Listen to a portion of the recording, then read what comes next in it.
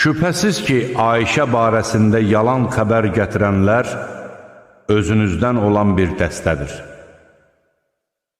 Onu özünüz üçün pis bir şey hesab etməyin. Əksinə, bu sizin üçün xeyirlidir. O dəstədən olan hər bir şəxsin qazandığı günahın cəzası vardır.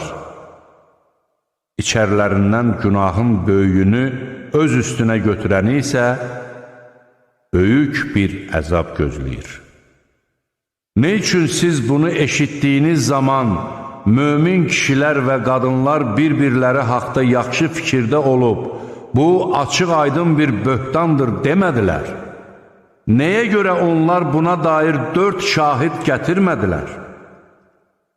Madam ki, şahid gətirmədilər, deməli onlar Allah yanında əsl yalancıdırlar.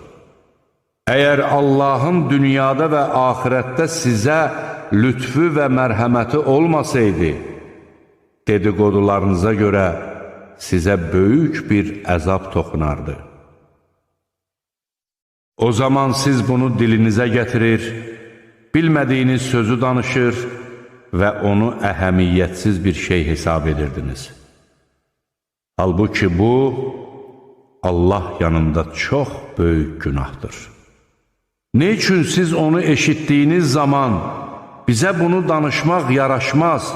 Allahım, sən pak və müqəddəssən, bu çox böyük bir böhtandır demədiniz.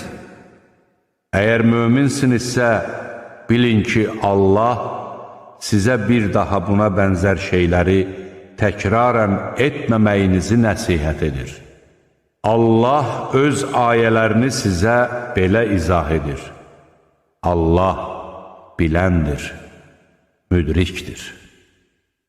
Möminlər barəsində iyrənc şayələrin yayılmasını istəyənlər üçün dünyada və axirətdə acılı-ağrılı bir əzab vardır.